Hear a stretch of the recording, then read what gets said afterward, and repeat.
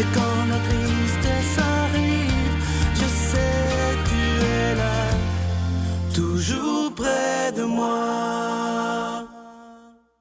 Bon jeudi, bienvenue à votre émission La Victoire de l'amour. J'espère que ça va très bien ce matin, ce début octobre déjà. Là, ça va commencer à sentir quand même l'automne. Quand le mois d'octobre arrive, d'habitude, on commence à le sentir. On rejoint, comme on le fait tous les jeudis, Jean-Paul Simard.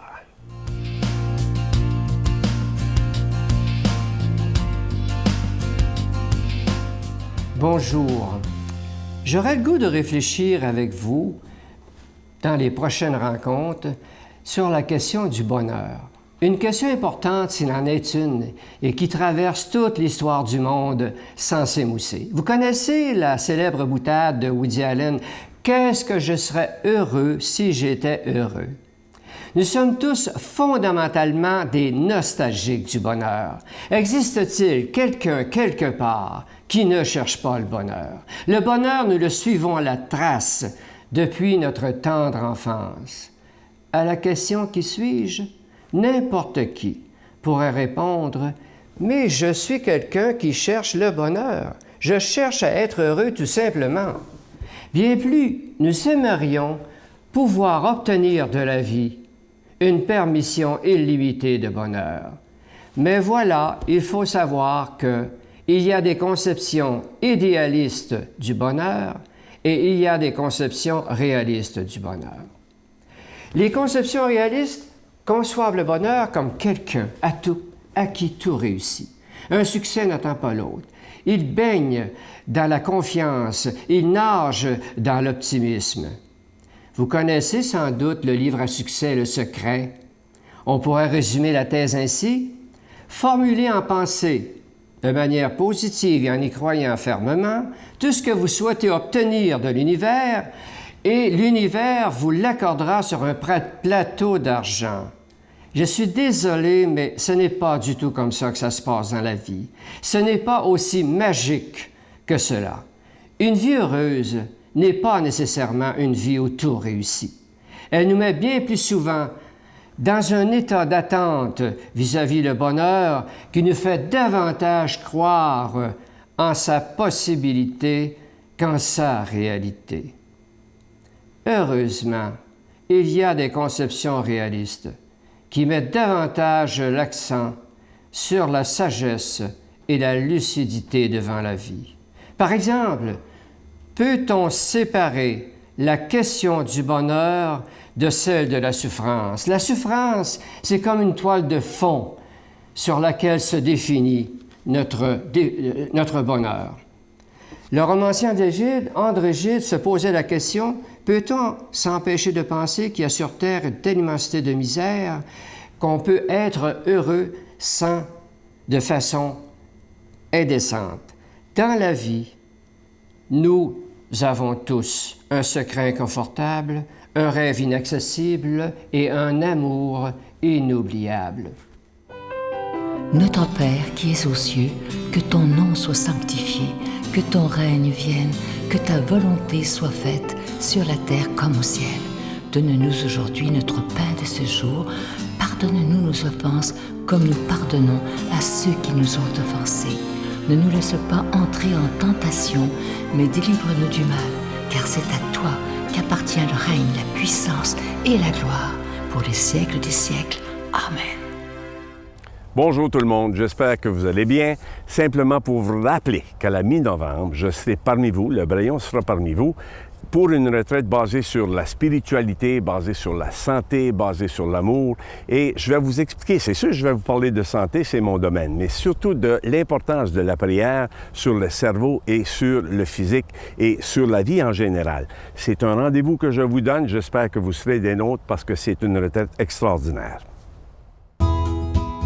La Victoire de l'amour vous invite à une retraite spirituelle à Edmundston, Nouveau-Brunswick, les 13, 14 et 15 novembre 2015 sous le thème « Dieu est miséricorde, il espère et pardonne ».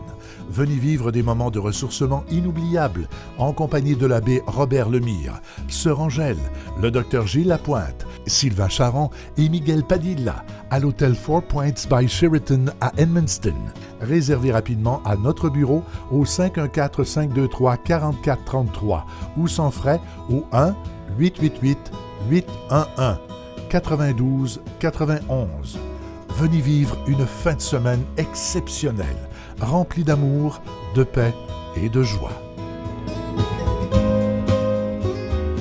Comme vous le savez, le mois d'octobre est le mois du rosaire, un mois dédié à la Vierge Marie. Et je vous en parle depuis quelques semaines. Les derniers mois étaient assez difficiles au niveau des dons.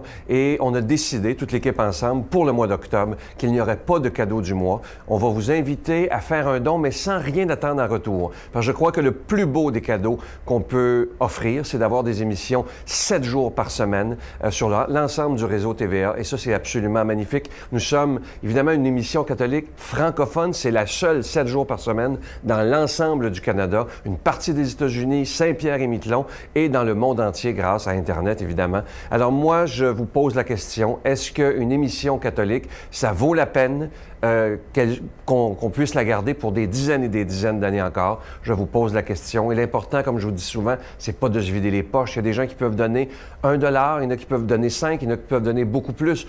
Et si on donnait chacun selon ses moyens, cette émission pourrait durer parce qu'on doit payer pour être à la télévision. Je vous donne l'adresse. La Victoire de l'Amour, casier postal 120, succursale Boucherville à Boucherville, le J4B 5E6, je vous la redonne. La Victoire de l'Amour, casier postal 120, succursale Boucherville à Boucherville, le J4B 5E6. Également par téléphone, par carte de crédit du lundi au vendredi de 8h30 à 16h30 dans le 514-523-4433, 523-4433 ou sans frais, le 1-888-811-9291, 1-888-811-9291 et aussi sur notre site Internet, le www.lavictoiredelamour.org. Merci de tout cœur de votre générosité.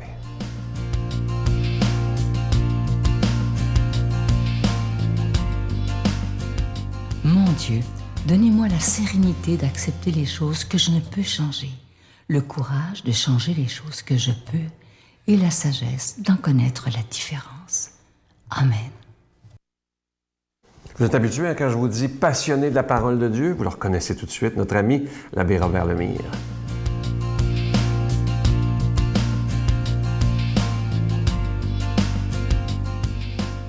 Bon matin de Dieu à vous tous. Aujourd'hui, c'est la fête de Sainte Thérèse de l'Enfant Jésus. Hein?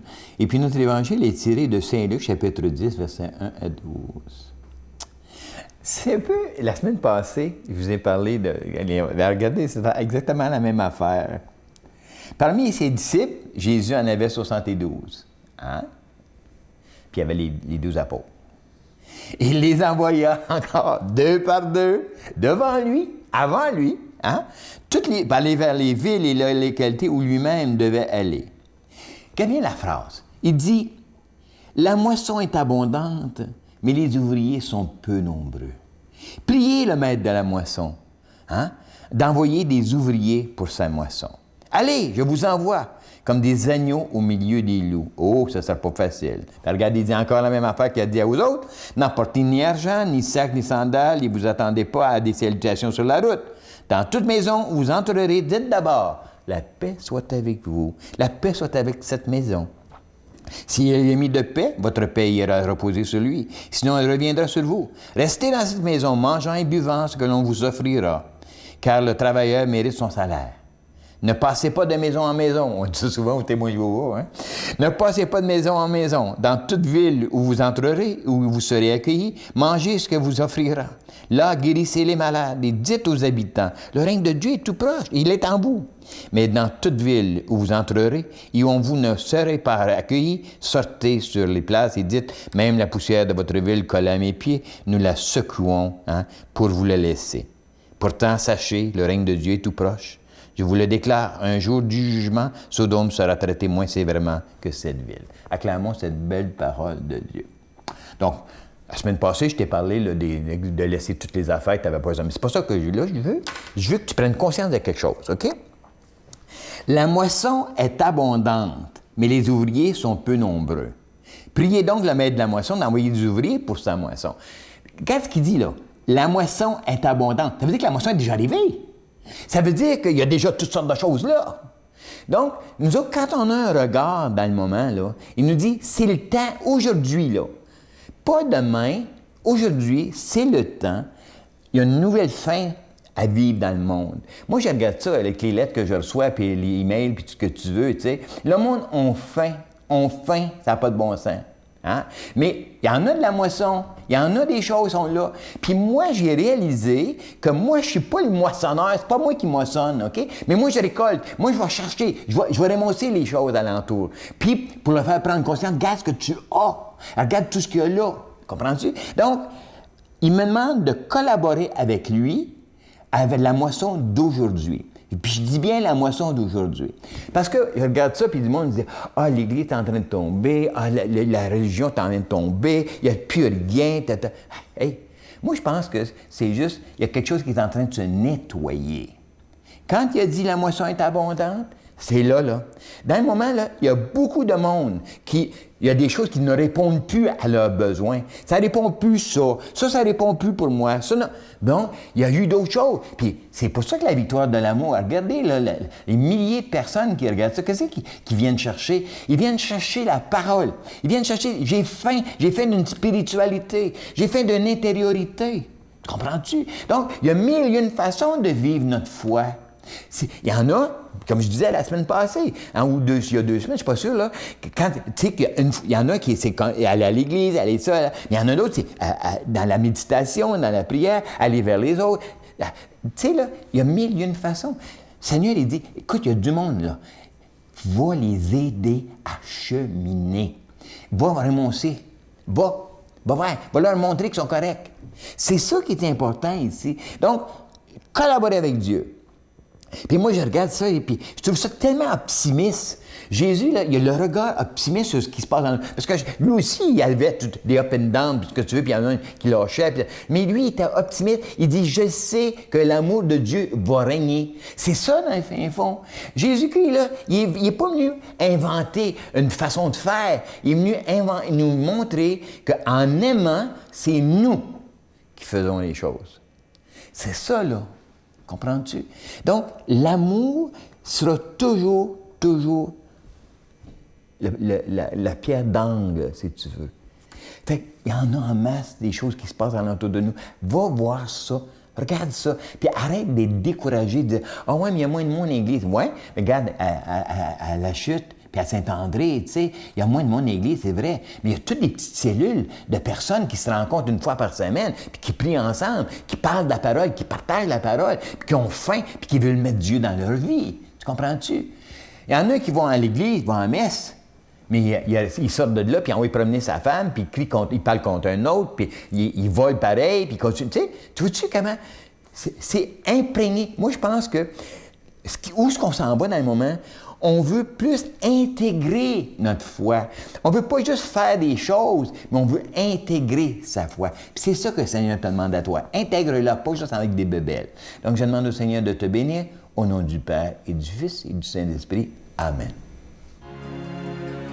Je vous salue Marie, pleine de grâce. Le Seigneur est avec vous. Vous êtes bénie entre toutes les femmes, et Jésus, le fruit de vos entrailles, est béni. Sainte Marie, Mère de Dieu, priez pour nous pauvres pécheurs, maintenant et à l'heure de notre mort. Amen.